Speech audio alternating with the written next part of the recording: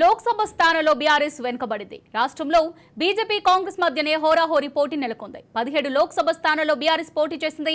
Majority సీట్లలో విజయం సాధిస్తామని party అధిష్టానం ధీమా వ్యక్తం చేసింది. కానీ ఓట్ల లెక్కింపు ప్రారంభం నుంచి బీఆర్ఎస్ ఏ రౌండ్లోనూ ఆధిక్యం కనబరచలేకపోయింది. మెదక్ పార్లమెంట్ స్థానంలోనూ వెనుకబడిపోయింది. అక్కడ బీజేపీ అభ్యర్థి రఘునందన్ రావు ముందంజలో ఉన్నారు. ప్రస్తుతం కాంగ్రెస్ 8 స్థానాలు, బీజేపీ 8 స్థానాల్లో లీడ్లో ఉండగా ఎంఐఎం పార్టీ ఒక్క స్థానంలో ఆధిక్యంలో ఉంది. అసెంబ్లీ ఎన్నికల్లో ఓడిపోయి పార్లమెంట్ ఎన్నికల్లో సత్తా చాటాలని ఫిక్స్ అయిన బీఆర్ఎస్ కు మరోసారి నిరాశ ఎదురైంది.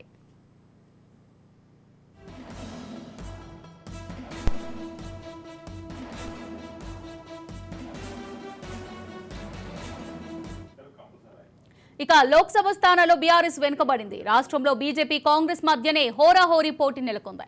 17 లోక్సభ స్థానాల్లో బీఆర్ఎస్ పోటీ చేసింది. కానీ మెజారిటీ సీట్లలో విజయం సాధిస్తామని పార్టీ అధిష్టానం ధీమా వ్యక్తం చేసింది. కానీ ఓట్ల లెక్కింపు ప్రారంభం నుంచి బీఆర్ఎస్ ఏ రౌండ్లోనూ ఆధిక్యం కనబరచలేకపోయింది. మెదక్ పార్లమెంట్ స్థానంలోనూ వెనుకబడిపోయింది. అక్కడ బీజేపీ అభ్యర్థి రఘునందన్ రావు ముందంజలో ఉన్నారు. ప్రస్తుతం కాంగ్రెస్ 8 స్థానాలు, బీజేపీ 8 స్థానాల్లో లీడ్లో ఉండగా ఎంఐఎం పార్టీ ఒక్క స్థానంలో ఆధిక్యంలో ఉంది. అసెంబ్లీ ఎన్నికల్లో ఓడిపోయి పార్లమెంట్ ఎన్నికల్లో సత్తా చాటాలని ఫిక్స్ అయిన బీఆర్ఎస్ కు మరోసారి నిరాశ ఎదురైంది.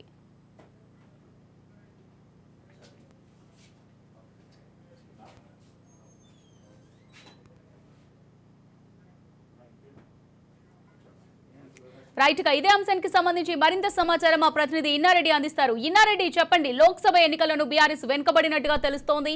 మరి దీనికి సంబంధించి కారణాలు ఏంటనుకోవచ్చు? అమూల్య, గమనించవచ్చు, లోక్సభలో కూడా బీఆర్ఎస్ కు సంబంధించి పూర్తి అంటే వ్యతిరేకత అనేది పబ్లిక్ లో ఎంత ఎక్కువగా ఉంది. ఎలాగైనా సరే కనీసం లోక్సభలో అయినా కొన్ని సీట్లు సాధించి పరువు నిలబెట్టుకుంటామని చెప్పేసి కాస్త ఆశాభావాన్ని కూడా వ్యక్తం చేశారు. కాస్త దీని మీద కాస్త హోప్ కూడా పెట్టుకున్నారు. కానీ ఏ మాత్రం కూడా టీఆర్ఎస్ మీద ఉన్న అంటే కోపం అంటే దాదాపుగా 10 సంవత్సరాల పాటు పరిపాలించిన బీఆర్ఎస్ అనేది ప్రజలకు ఏ రకంగా ద్రోహం చేసింది, ఏ రకంగా ప్రజలకు దూరం అయిపోయింది. దీంట్లో పొలిటికల్ లీడర్స్ ప్రజలను దోసుకున్న విధానం కావచ్చు, ఖాళీ ల్యాండ్ కనిపించిన సామాన్య మానవుడికి ఎలాంటి సపోర్ట్ చేయకపోగా వాళ్ళ దగ్గర ఉన్న ఆస్తులు లాక్కున్న క్రమం కావచ్చు. అంటే ఒకటి కాదు, ఇలా చెప్పుకుంటూ పోతే చాలా రకాలైన ఇష్యూలు కూడా దీంట్లో ఇన్వాల్వ్ అయిన నేపథ్యం మనం చూస్తా ఉన్నాం. ఓవరాల్ గా బీఆర్ఎస్ ప్రభుత్వం అనేది ఈ కనీసం ఇప్పటిలా కొన్ని సీట్లైనా సాధించి పరువు నిలుపుతుందని చెప్పినట్టు కూడా అది కూడా లేకుండా పోయింది. ఈ స్పేస్ ఏమైతే ఉందో బీఆర్ఎస్ ఇదంతా కూడా బీజేపీకి ఫిట్టింగ్ అయిపోయింది చెప్పుకోవచ్చు.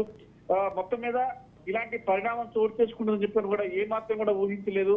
కానీ ఇప్పటికైనా సరే బీఆర్ఎస్ ప్రభుత్వం చేసిన అరాచకాలు కావచ్చు, తర్వాత వాళ్ళు ప్రజలకు దూరమైన విధానం కూడా చాలా ఘోరాతి ఘోరమైన పరిస్థితుల్లో ఉంది. ఇప్పుడు జరుగుతున్న కేసు వ్యవహారం, ఫోన్ ట్యాపింగ్ వ్యవహారం కావచ్చు, తర్వాత కొన్ని కేసులు నడుస్తూ ఉన్నాయి.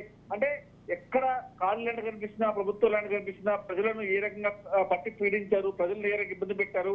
అంటే ఏదైనా సరే సామాన్యుడికి తమకు ఇబ్బంది కలిగినప్పుడు లోకల్ గా ఉండే ఎమ్మెల్యేలు కావచ్చు, స్థానిక లీడర్లు కావచ్చు సపోర్ట్ పడితే ఖచ్చితంగా వాళ్ళు ఎన్నికల్లో అండగా ఉంటారు. కానీ ఎక్కడ స్వార్థపూరితమైన రాజకీయాలని నడిపించారు, స్వార్థంగా వాళ్ళు ఆలోచన చేయబట్టే ఈ రోజు ఈ రకమైన ఘోర పరాజయానికి పాలయ్యారని చెప్తారు కూడా ఈ ఫలితాన్ని బట్టి మనకు స్పష్టమవుతుందా అమూల్య? Thank you Inna Reddy.